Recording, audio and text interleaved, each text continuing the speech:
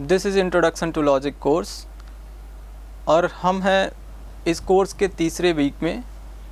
यह इस वीक का पहला लेक्चर है। अभी तक के जो 2 वीक के अध्ययन हुए हैं उसमें हमने देखा what is the nature of logic, what are the basic concepts of logic. Then in the second week we studied about informal fallacies. Now this week we are going to learn about types of arguments, how do we evaluate those arguments, then the relation between validity and truth, and in the last we will do some exercises related to these topics. In the first topic we have these following subtopics that we will study in this week. Under the head of types of arguments we will study the deduction and the induction. Then we will try to understand this distinction in a crude manner, how some authors have distinguished it. Then we will study the limitations of this crude distinction, and in the last of this part we will see what is the proper distinction of deduction and induction. So why do we need this distinction? Why do we need to know what are the types of arguments? Not all arguments are same in nature, and that is why we cannot suppose that all arguments follow the same rules that make them legitimate arguments. To understand them properly, we need their classification. Traditionally, there are 2 broad-based types, 2 great classes of arguments, the deductive and the inductive. क्या है कि जो arguments हम अध्ययन करते हैं वो सभी arguments एक प्रकार के नहीं हैं, उनकी प्रकृति अलग अलग तरह की होती है। अब चूँकि उनकी प्रकृति अलग अलग है तो उनकी जो लेजिटिमेसी के रूल्स हैं, उनकी वैध होने के, उनके अच्छे सही होने के, सटीक जो रीजनिंग की गई है वो कितनी सही है, करेक्ट है, इसके लिए जो रूल्स हैं वो रूल्स ऐसा नहीं है कि सभी आर्गुमेंट्स में एक ही तरह के होते हैं। तो अगर अलग अलग आर्गुमेंट्स में रूल्स अलग अलग होते हैं तो अगर हर आर्गुमेंट के लिए एक स्पेसिफिक रूल होगा तो फिर वो ऑलमोस्ट इम्पॉसिबल हो जाएगा कि हम उन रूल्स को स्टडी कर पाएँ, क्योंकि हर एक आर्गुमेंट के लिए हमको एक रूल खोजना होगा। लेकिन फॉर्चुनेटली ऐसा नहीं होता है। होता क्या है कि जो टाइप हैं आर्गुमेंट के, जो डिफरेंट टाइप्स हैं, उन टाइप्स के से ही रिलेटेड रूल्स होते हैं, और अगर उन टाइप्स को हम पहले पहचान लें तो उनकी जो लेजिटिमेसी के रूल्स हैं उनको उनके जो प्रिंसिपल्स हैं उनको समझ पाना बिल्कुल आसान हो जाता है उन टाइप्स को ध्यान में रखते हुए। तो इसके लिए हमें पहले जो आर्गुमेंट का टाइप समझना होता है। वैसे तो बहुत सारे टाइप्स हैं, बहुत सारे पुस्तकों में, बहुत सारी जगहों पे, बहुत सारे लॉजिशियंस के द्वारा बहुत प्रकार के टाइप्स आपको देखने को मिलेंगे, आर्गुमेंट्स के बताए गए हैं। लेकिन जो सबसे ब्रॉड बेस्ड डिवीज़न है, सबसे बड़े व्यापक पैमाने पे जो विभाजन किया जाता है या विभेद किया जाता है, उस विभेद को हम लोग नाम देते हैं डिडक्टिव और इंडक्टिव आर्गुमेंट्स का। इस विभेदीकरण का, इस डिस्टिंक्शन का जो एक अपवाद हमको देखने को मिलता है वो इन दोनों से अलग एक ख़ास प्रकार का आर्गुमेंट एक प्रैग्मेटिस्ट थिंकर थे C.S. पर्स, उन्होंने किया था, और उनके जो डिस्टिंक्शन से जिस प्रकार का आर्गुमेंट सामने आया उसको नाम दिया गया एबडक्शन, और उसी का दूसरा नाम जो दिया गया उसको कहते हैं the argument from the best explanation. Pragmatist C.S. Peirce added another type different from deduction and induction of argument to this list, that is called abduction or argument from the best explanation. But as this type of argument has not yet gained general acceptance, we can leave it for advanced level discussions. तो हम यहाँ पर चूँकि abduction और argument from best explanation को उस प्रकार की स्वीकृति नहीं मिली है जो कि वाइडली एक्सेप्ट किया जाए कि हाँ ये भी एक टाइप है आर्गुमेंट का। कुछ लोग इसको मानते हैं, लेकिन बहुत सारे लोग इसका विरोध भी करते हैं कि नहीं, ये एक प्रकार का आर्गुमेंट नहीं है, बल्कि ये एक्सप्लेनेशन ही है, भले बेस्ट एक्सप्लेनेशन हो। तो इस तरह से चूँकि ये विवादित है, तो सामान्य जो बिगिनर्स की स्टडी है उसमें इसको जगह देना उतना भी ज़रूरी नहीं रह जाता है। ये बात जो रिसर्च के लेवल की चीज़ें हैं, एडवांस लेवल की जो स्टडीज़ करते हैं, उन पर हम इसको छोड़ सकते हैं। अभी जो सबसे प्राइमरी लेवल पे विभाजन करना ज़रूरी है वो है डिडक्टिव एंड इंडक्टिव आर्गुमेंट्स का। चलिए देखते हैं कि ये जो वर्ड्स आ रहे हैं डिडक्टिव एंड इंडक्टिव, जो कि आर्गुमेंट्स के टाइप के रूप में deductive arguments and inductive arguments इस तरह से बताए जाते हैं। इसी से रिलेटेड जो आइडिया है कि हर डिडक्टिव आर्गुमेंट में एक डिडक्टिव इन्फरेंस बैकग्राउंड में काम करेगा, हर इंडक्टिव आर्गुमेंट में एक इंडक्टिव इन्फरेंस बैकग्राउंड में काम करेगा, जो हमारे मेंटल लेवल पे इन्फरेंस की प्रोसेस मैंने पहले भी बताया था जब मैं कॉन्सेप्ट्स क्लियर कर रहा था, बेसिक कॉन्सेप्ट्स लॉजिक के। उस समय पे हमने देखा था आर्गुमेंट्स क्या होते हैं, इन्फरेंसेस क्या होते हैं, प्रेमिसेस एंड कंक्लूजन क्या होते हैं, स्टेटमेंट्स एंड सेंटेंसेस से स्टेटमेंट्स एंड प्रोपोजिशन क्या होते हैं, जो सेंटेंसेस से किस प्रकार डिफ़र करते हैं। तो वो जो बेसिक कॉन्सेप्ट्स हमने फर्स्ट वीक में पढ़े थे, वो सारे कॉन्सेप्ट्स आपके दिमाग में लगातार बने रहने चाहिए और पूरी क्लैरिटी के साथ बने रहने चाहिए, क्योंकि हम जो आगे जितनी भी बातें करेंगे उन्हीं टर्म्स का यूज करके करेंगे। तो इसके लिए हम यहाँ पर देख रहे हैं कि जो डिडक्टिव आर्गुमेंट्स हैं उसके बैकग्राउंड में एक डिडक्टिव इन्फ्रेंस चलता है, जो कि मेंटल लेवल पे एक प्रोसेसिंग का काम प्रोसेस है, मेंटल प्रोसेस है। और उसी तरह से इंडक्टिव आर्गुमेंट्स के बैकग्राउंड में एक इंडक्शन या इंडक्टिव इन्फ्रेंस का प्रोसेस चलता है। तो जो डिडक्टिव इन्फ्रेंस है उसी को डिडक्शन भी कहते हैं और इंडक्टिव इन्फ्रेंस को इंडक्शन भी कहते हैं। वैसे आम जो हमारी ऑर्डिनरी अंडरस्टैंडिंग है इन वर्ड्स की डिडक्शन और इंडक्शन की, उस ऑर्डिनरी अंडरस्टैंडिंग को अगर पहले हम समझें, जो कि हो सकता है बहुत सारे लोगों को ये वर्ड सुना सुना सा लगे, बहुत सारे लोगों के लिए एकदम अनसुना सा हो, तो जो ऑर्डिनरी अंडरस्टैंडिंग है, जो ऑर्डिनरी लैंग्वेज में यूज़ होती है, उसको पहले देखते हैं। तो डिडक्शन का मतलब होता है to deduce or to deduct. One can deduct something from somewhere only if it is already there। आपको जैसे कि आपके अकाउंट से इतना पैसा डिडक्ट हो गया, आपकी जो कोई भी अमाउंट था उससे इतना डिडक्शन हुआ, ऐसा बोला जाता है। तो उसमें चूँकि वो रहता है पहले से, इसलिए ही आप कह सकते हैं कि वो डिडक्शन हुआ। अगर वो वहाँ पे पहले नहीं रहता तो डिडक्ट किया गया, ऐसा नहीं बोला जा सकता। तो अगर पहले से डिडक्शन के लिए क्या ज़रूरी हो जाता है, इस ऑर्डिनरी अंडरस्टैंडिंग से हम क्या समझ पा रहे हैं कि कोई भी चीज़ कहीं से डिडक्ट की जाएगी, इसका मतलब ये होता है कि वो चीज़ पहले वहाँ पे रहेगी तब डिडक्शन होगा। उसी प्रकार से हम इंडक्शन की जो ऑर्डिनरी अंडरस्टैंडिंग है, अगर उसको देखें तो इंडक्शन का मतलब हुआ टू इंड्यूस और to induct. We induct something और someone somewhere and that is done when that thing or that person was not there। हम कुछ चीज़ को या किसी व्यक्ति को कहीं किसी पद पर या किसी वस्तु को किसी फंक्शन में इंडक्ट करते हैं, और जब ये इंडक्ट करना बोलते हैं तो इंडक्ट करते समय ज़रूरी है कि जो चीज़ जहाँ नहीं है वहीं पे इंडक्ट की जाती है। तो इस प्रकार से आप देख रहे हैं कि इंडक्शन और डिडक्शन की ऑर्डिनरी अंडरस्टैंडिंग जो हमारे ऑर्डिनरी बोलचाल की समझ में आती है वो इस तरह की थी।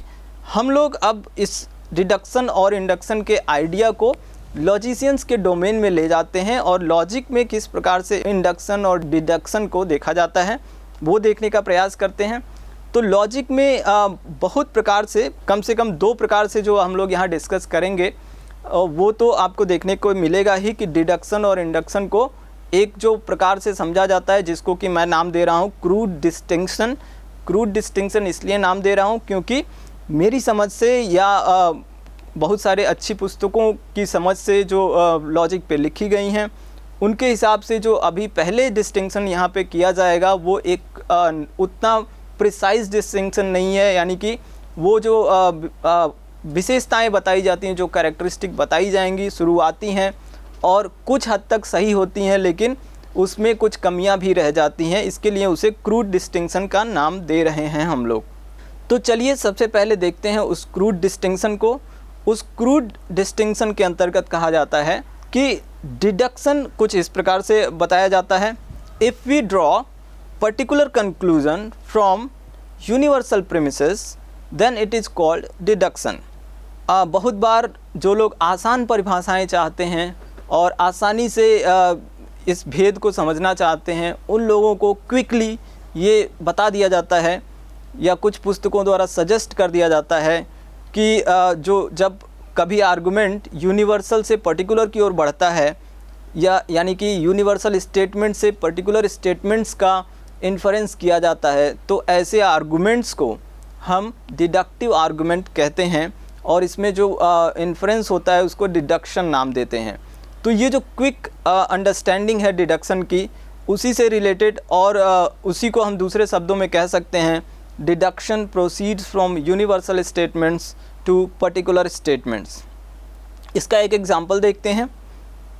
All men are mortal, Socrates is a man, therefore Socrates is mortal। सभी मनुष्य मरणशील हैं, सोक्रेटिस सुकरात एक मनुष्य है, इसलिए सुकरात मरणशील है। इस एग्जाम्पल में आप देख रहे हैं कि जो कंक्लूज़न है वो पर्टिकुलर पर्सन के बारे में किया जा रहा है, किसी स्पेसिफिक पर्सन इंडिविजुअल जिसका नाम सोक्रेटिस है, उसके बारे में कंक्लूज़न निकाला गया है। लेकिन उस कंक्लूज़न को डेराइव करने के लिए जो प्रीमिसेस में एक यूनिवर्सल स्टेटमेंट लिया गया है, ऑल men आर mortal। तो इस तरह से आप देख रहे हैं कि प्रीमिस में यूनिवर्सल स्टेटमेंट है और कंक्लूज़न में पर्टिकुलर स्टेटमेंट है। प्रीमिस में पर्टिकुलर स्टेटमेंट भी है, लेकिन अगर उसको इग्नोर करें तो हम ये कह सकते हैं कि यूनिवर्सल स्टेटमेंट से पर्टिकुलर की तरफ मूवमेंट हुआ है, प्रोसीजर आगे बढ़ा है।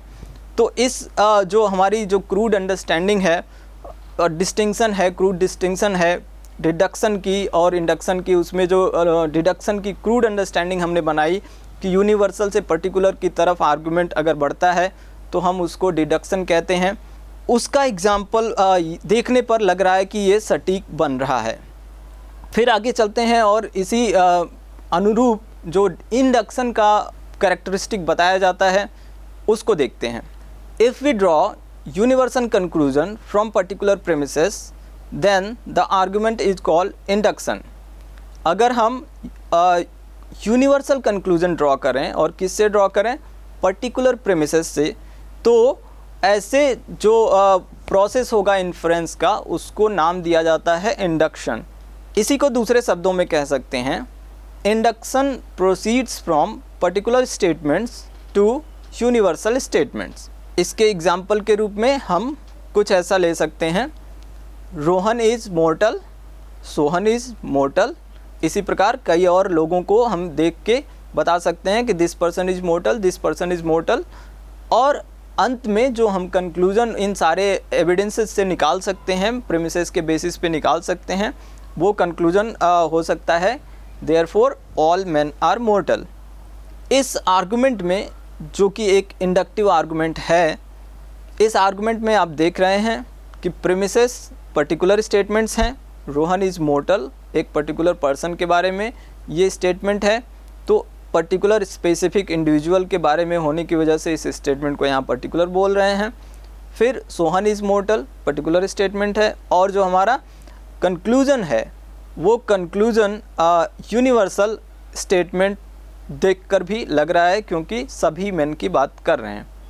तो इस तरह हमने देखा कि जो इंडक्शन और डिडक्शन का शुरुआती विभाजन एक क्विक डिस्टिंक्शन किया जाता है, उसके एग्जाम्पल्स भी मिल रहे हैं और इंडक्शन और डिडक्शन का ये विभाजन देखने में ठीक लग रहा है।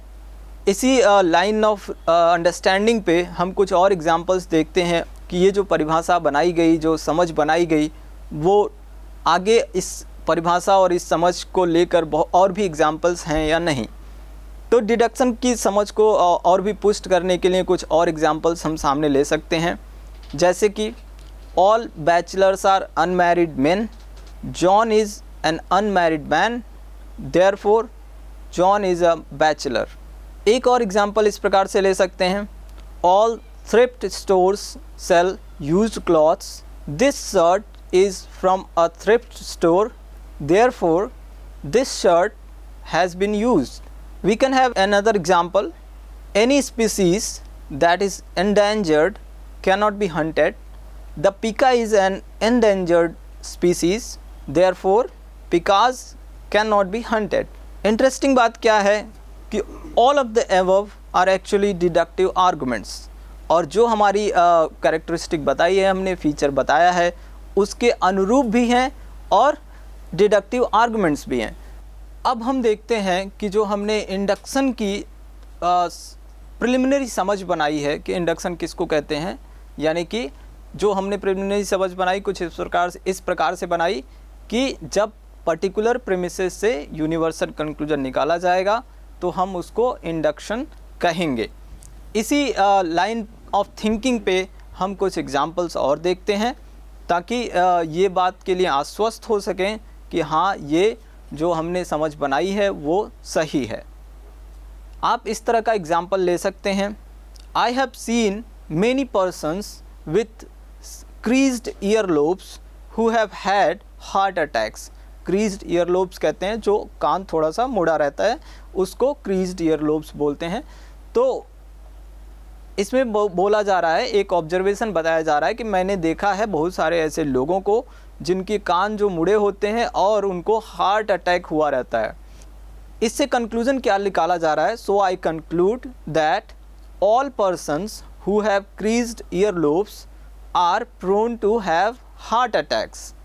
इस आर्गुमेंट में आप देख रहे हैं एक पर्टिकुलर जो बहुत सारे लोगों को देखना है, मैनी पर्सन्स, वो 1 by 1 देखा गया है, यानी कि पर्टिकुलर स्टेटमेंट्स हैं और उन पर्टिकुलर स्टेटमेंट को एक बार में बोल दिया गया है, I have seen many persons.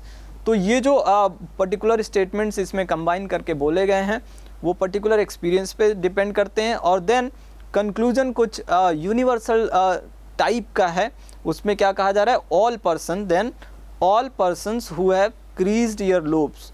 तो जितने भी लोग हैं उनमें ऑल नहीं भी कहा जाए तो भी अगर ऐसे कहें कि that persons who have creased ear lobes, इसमें ऑल इम्प्लिसिटली आ जाता है।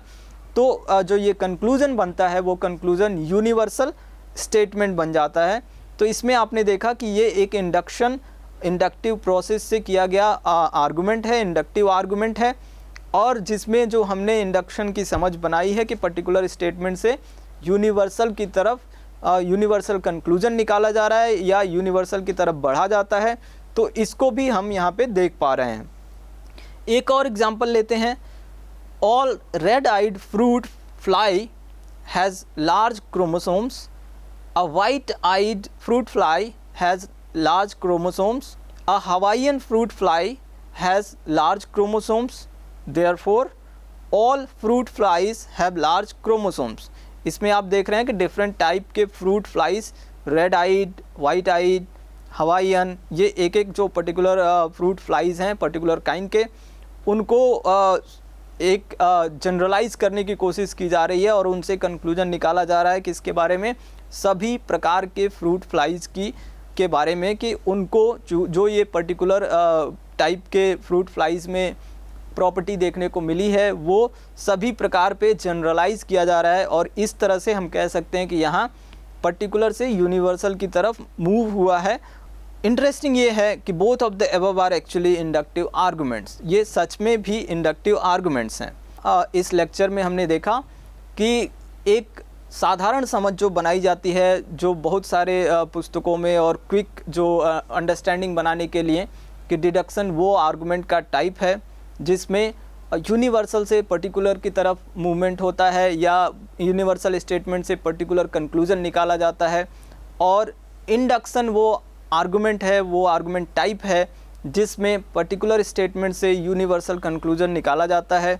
तो इस शुरुआती इंडक्शन और डिडक्शन के डिस्टिंक्शन के शुरुआती समझ या क्रूड अंडरस्टैंडिंग के साथ हम आज ये जो फर्स्ट लेक्चर है हमारा उसको समाप्त करते हैं।